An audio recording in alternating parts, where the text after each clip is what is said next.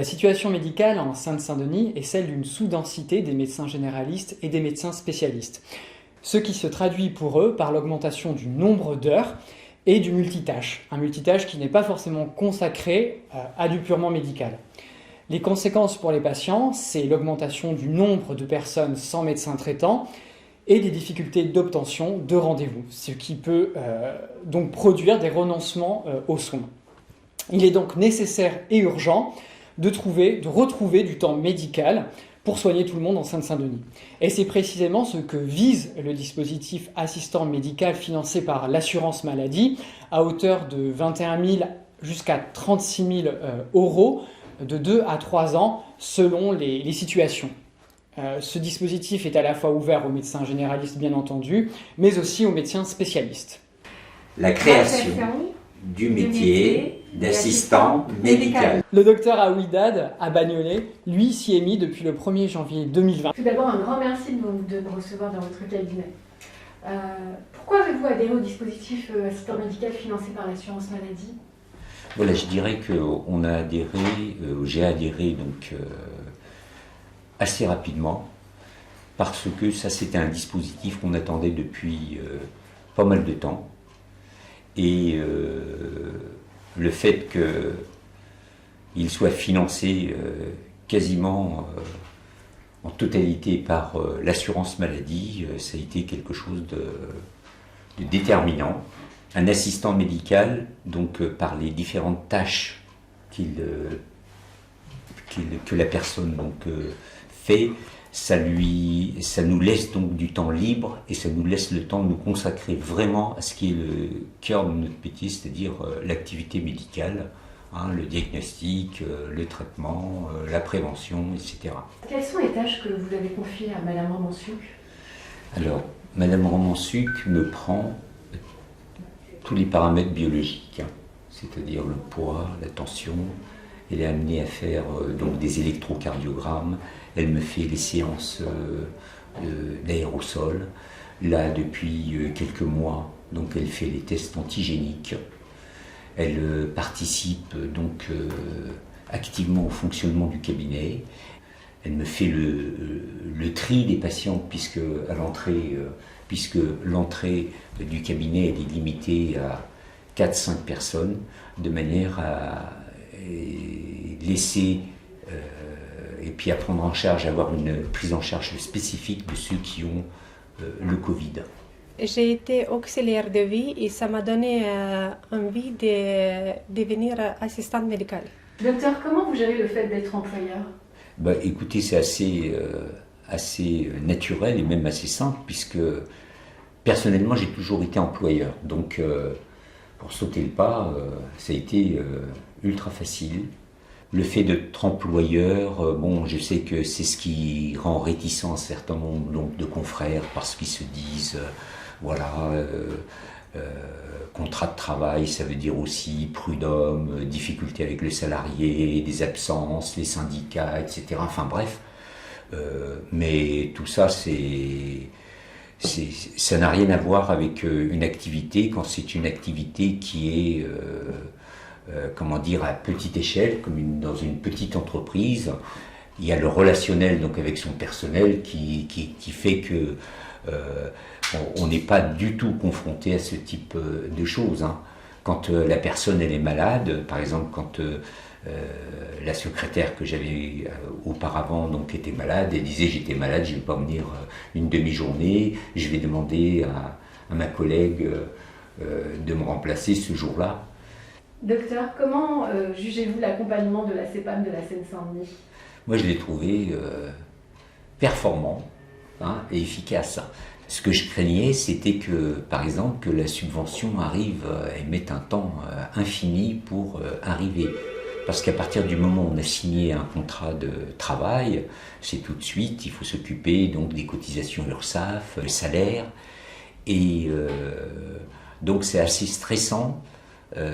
Pour quelqu'un qui débuterait et puis qui n'aurait pas les fonds nécessaires pour pouvoir amortir la période à laquelle. Mais là, dans le cas de la CPM de Seine-Saint-Denis, les choses se sont passées parfaitement puisque la subvention, on l'a reçue 15 jours après la signature du contrat. Docteur, comment jugez-vous la contrepartie demandée par l'assurance maladie au niveau de l'augmentation ou du maintien de la patientèle médecin traitant et file active? Moi, je pense que la contrepartie, elle est facilement atteignable. Pour un jeune, par exemple, qui débute, il est très facile d'arriver donc à cet objectif en augmentant donc sa patientèle, parce que les jeunes actuellement, vu les déserts médicaux, le manque de structures médicales, c'est assez facile d'augmenter son nombre de patients. Pour ceux qui sont déjà installés et puis qui ont déjà une patientèle qui est assez conséquente, l'assistante médicale permet le maintien et même une certaine progression donc, de sa patientèle. Comment les médecins généralistes et les médecins spécialistes peuvent-ils adhérer au dispositif assistant médical? Écoutez, c'est très simple. Il suffit tout simplement de contacter son délégué de l'assurance maladie qui, lui, s'occupera de rédiger les contrats passés entre l'assurance maladie et le professionnel de santé. Par la suite, le professionnel de santé doit joindre le contrat de travail, le contrat d'embauche de son assistant médical. Ce contrat prend 15 jours environ pour être enregistré dans nos services. Ce sera le délai pour pouvoir recevoir sa subvention. Alors attention, la subvention, elle est reçue très rapidement, c'est vrai, mais c'est 70% du montant qui est transmis dès l'enregistrement du contrat. Au bout de l'année qui suit, où le médecin reçoit les 30% restants en même temps que les 70% de la deuxième année qui débute. Retour dans les studios de la CEPAM de Seine-Saint-Denis à Bobigny avec Adam, conseiller informatique service, pour la dernière séquence de cette vidéo consacrée aux dispositifs assistants médicaux. Adam va nous parler des opérations numériques qui peuvent être réalisées par l'assistante médicale. Adam, concrètement, comment l'assistant ou l'assistante médicale peut-elle utiliser les téléservices pour le compte du médecin? Alors, une fois l'assistant médical recruté, le médecin doit commander une carte CPE, personnelle et nominative, pour son assistant via le service TOPS. Il s'agit d'un site de l'Agence numérique en santé que vous retrouverez en bas de la vidéo. L'intérêt est de permettre aux assistants d'avoir accès, grâce à cette carte CPE nominative, à l'ensemble des téléservices et des informations de l'assurance maladie et de pouvoir envoyer des téléprocédures au nom et pour le compte du médecin assisté. L'assistant pourra de ce fait contribuer à décharger les médecins en gérant les procédures administratives sur le compte Amélie Pro du médecin. À la réception de cette carte CPE, un conseiller informatique service installe les composants poste ainsi que Amélie Pro Connect pour l'assistant et fait une démonstration des téléservices. L'assistant se connecte désormais au compte Amélie Pro de son médecin employeur grâce à sa carte CPE nominative. Très bien. Et quels sont les principaux téléservices que peut utiliser l'assistant médical? Alors en pratique, l'assistant arrive sur la même page d'accueil Amélie Pro que celle de son médecin. De là, plusieurs téléservices sont accessibles. L'assistant pourra retrouver notamment l'avis d'arrêt de travail électronique afin de réaliser des arrêts de travail en ligne plutôt qu'en papier, des protocoles de soins et ALD pour faire des demandes de protocoles de soins en ligne, donc des créations ou bien des renouvellements. Et l'intérêt principal de ce téléservice, c'est que vous avez une réponse sous 48 heures de la part du service médical. Vous avez également la déclaration de médecin traitant pour vous déclarer médecin traitant d'un patient en quelques clics, et également l'adhésion au service SOFIA pour la partie prévention. En se connectant à la rubrique patientèle médecin traitant, il est également possible d'aller sélectionner les patients sur des critères d'âge et de sexe, ce qui permet ensuite d'avoir un aperçu des patients éligibles à certains examens de dépistage. Par exemple, ici, on voit la possibilité de filtrer par sexe.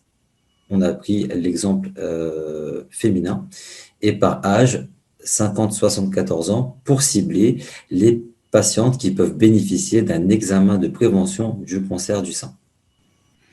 Merci beaucoup, Adam. Nous arrivons maintenant au terme de cette vidéo consacrée aux dispositifs assistants médicaux. N'hésitez pas à liker cette vidéo et à la partager. Bien évidemment, vos délégués de l'assurance maladie ainsi que vos conseillers informatiques services restent à disposition et restent mobilisés pour répondre à vos questions et vous accompagner dans le dispositif assistants médicaux. Un grand merci également au docteur Aouidad ainsi qu'à l'assistante médicale Madame Romantsouk à Bagnolet qui nous ont reçus.